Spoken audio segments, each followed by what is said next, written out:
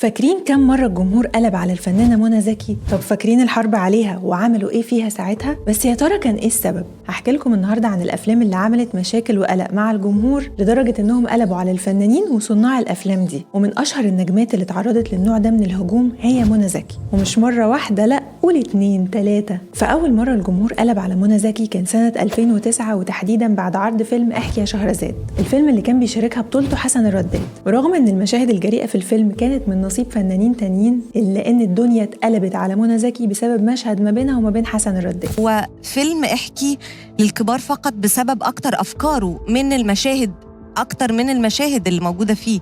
مفيهوش مشاهد خارجة أو مؤذية بشكل فظيع، لكن هي أفكاره هي اللي جريئة جدا. ووصل الموضوع لحملات مقاطعة للفيلم وحملات مقاطعة لمنى، وإن إزاي قدرت تغير جلدها وتعمل مشاهد جريئة زي دي. وطلع قصادها حملات دعم للفيلم من الممثلين والمخرجين. أنا بالنسبة إلي يعني أنا منى زكي بالنسبة إلي يعني من أهم ممثلات مصر حالياً، وبعشقتها بهالدور، وهي كمان تلقت يمكن انتقادات كتير وقت على جرأة الدور. الجمهور وقتها ما كانش متعود على نوعية الأدوار دي من منى زكي. منى زكي اللي كانت دايما معودانا على الأدوار الرومانسية والبنت الرقيقة الكيوت، فجأة غيرت جلدها زي ما قلت لكم وعملت لنا الدور ده، دور هبة في احكي يا شهرزاد. ونروح لسنة 2022 وفيلم أصحاب ولا أعز، الفيلم اللي تعرض لهجوم من الوطن العربي كله. والفرق بين الفيلم ده وأي فيلم هاجموا منى زكي عليه تاني كان إن وجود السوشيال ميديا. فالهجوم على منى زكي كان زيادة شويتين المرة دي، وده تحديدا بسبب المشهد اللي كانت بتقلع فيه هدومها في الفيلم. ومش منى بس اللي اتهاجمت طبعا، أحمد حلمي اتشتم بالأب والأم وكل الناس والله،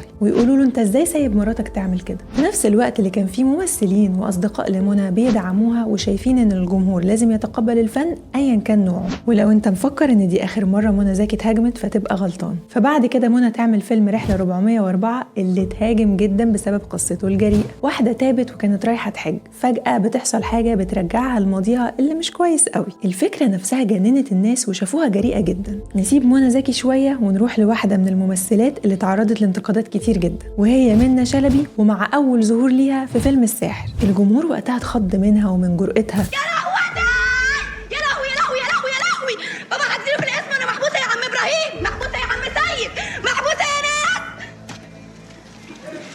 الثبت اروع يا عم فخري، كلموا بابا انا محبوس. والفيلم ده بقى كان بالنسبه لي انا ولا اعرف حاجه في الصناعه دي، ولا عارفه يعني ايه تمثيل، ولا فاهمه يعني ايه انت مثلتي تمثيل في الفيلم ده. انا بقيت قاعده اقول هرسوا البنت، كنت بقلده والله بقلده. ده غير فيلمها التاني انت عمري مع هاني سلامة، الفيلم اللي كان فيه مشاهد تعتبر خادشة شوية بالنسبة للجمهور. لكن عندي ليكم مفاجأة، الدور ده بقى مش هو اللي خلى منى تتعرض للانتقادات. الدور اللي بجد عرضها للانتقادات والهجوم هو دورها في فيلم هي فوضى، وتحديدا دور نور ومشهد الاغتصاب اللي تعرضت له. يا جماعة ده مشهد حزين ومنيل واغتصاب، برضه اتهاجمت عليه، ورغم ان الفيلم سياسي اصلا لكن الناس ما رحموهاش. ونفس الكلام مع الفنانة هند صبري، لان هند صبري في بدايتها كانت بتقدم ادوار جريئة شوية، والجمهور كان واخد منها موقف وقتها، وخصوصا بعد فيلم مذكرات مراهقة.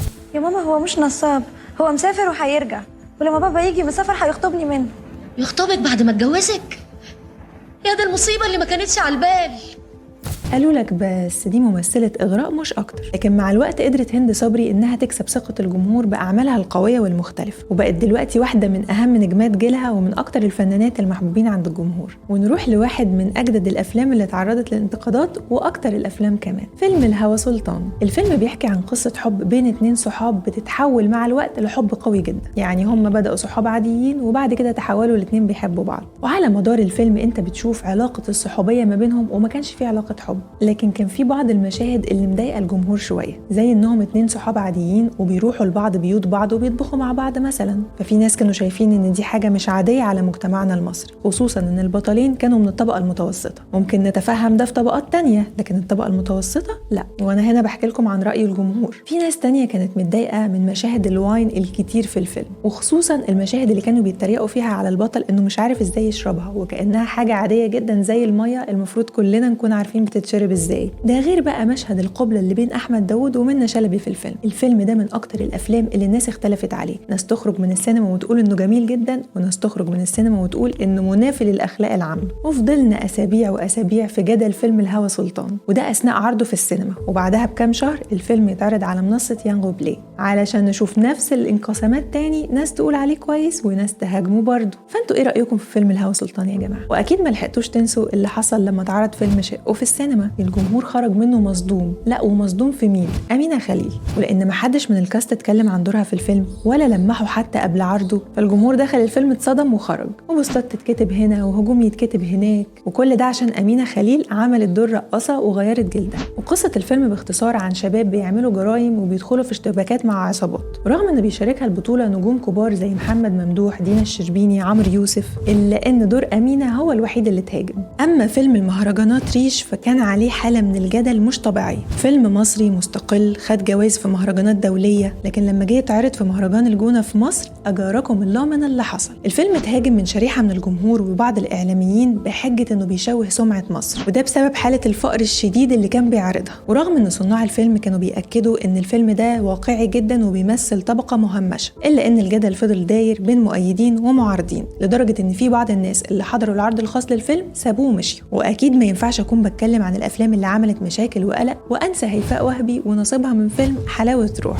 ويمكن ده من اكتر الافلام اللي عملت مشاكل وقت عرضه. من اول ما التريلر والبوستر نزلوا اتهموا الفيلم بالإباحية وانه بيستغل جسم هيفاء وهبي بشكل فج شوية، وقالوا ازاي في مشاهد يكون فيها الطفل صغير كنوع من انواع الايحاءات، وان النوع ده غريب ومرفوض. وطبعا بما اننا بنتكلم عن الافلام اللي عملت مشاكل وقلق، فاكيد المخرج خالد يوسف هيكون له جزء من الافلام دي، زي مثلا فيلم حين ميسرة، فيلم بيتكلم عن العشوائيات والمهمشين، وفي مشاهد قوية جدا عن التحرش، التطرف، العنف، وكمان عن الفقر. كان في الفيلم شوية مشاهد جريئة شوية، ويمكن اكتر مشهد خلى الناس تنتقده هو مشهد بين غادة عبد الرازق وسمية الخشاب، والناس شافته كان جريء جدا وملوش لازمة وقتها. ورغم ان الفيلم نجح من الناحية الجماهيرية، الا انه فضل عليه وصمة ابتذال. اما الحاجة الغريبة بقى ان الفيلم الجاي بيناقش قضية مهمة جدا وتفيد المجتمع، ورغم كل ده الا انه تعرض لانتقادات قوية جدا، يمكن بسبب ان القضية دي او طريقة مناقشتها او طرحها اصلا كانت جديدة على المجتمع في الفترة دي. فيلم 678 الفيلم ناقش موضوع التحرش بطريقة مباشرة وصريحة، وده خلى الناس تحترمه وتسقف له. بس برضه في شريحة تانية شافته بيشوه صورة المجتمع، خصوصا ان البنات في الفيلم بياخدوا حقهم بنفسهم بطريقة عنيفة شوية، فيه اللي شافه بيشجع على العنف وفيه اللي شافه انه فيه رسالة قوية قوي. اما فيلم عمارة يعقوبيان فكان فيلم انتاج ضخم جدا، بطولة عادل امام، خالد الصاوي، يسرى، اسعاد يونس، محمد عادل امام. اتكلم عن الفساد السياسي والانحراف الجنسي وكمان التفاوت الطبقي، والدور اللي اداه خالد الصاوي في الفيلم ده عمل مشاكل كتير لحد النهارده، والناس قالت ان الفيلم ده بيفتح ابواب مش المفروض تتفتح، خصوصا في السينما المصرية. اما فيلم المهاجر اخراج يوسف شاهين فاتمنع من الازهر وقتها. الناس وقتها قالوا ان الفيلم ده بيقدم قصة سيدنا يوسف، وده من خلال شخصية رام، الشاب اللي عايش مع ابوه العجوز في قرية فقيرة، والقرية دي في اطراف مصر، فبيرفض انه يعيش في الفقر ده وبيسيب قريته علشان يسافر يتعلم الزراعة. اخواته السبعة قرروا انهم يروحوا معاه، ولما بعدوا عن ابوهم استغلوا الفرصة وربطوه بالحبال وربطوه في مركب رايح على مصر على امل انهم يتخلصوا منه خالص. لكن رام وصل مصر وبدأ يتعلم فنون الزراعة، وهناك اتعرف على قائد الجيوش ومراته اللي حبت رام، لكنه اختار انه ينسحب من العلاقة دي، واختار انه يعيش في ارض كان مديها له علشان يزرع فيها. وفي نفس الوقت اخواته جم يطلبوا منه المساعدة وما كانوش يعرفوه. القصة دي مش شبه قصة سيدنا يوسف شوية؟ وهو ده بالظبط كان وجه الاعتراض على الفيلم وقتها. المهاجر هو اول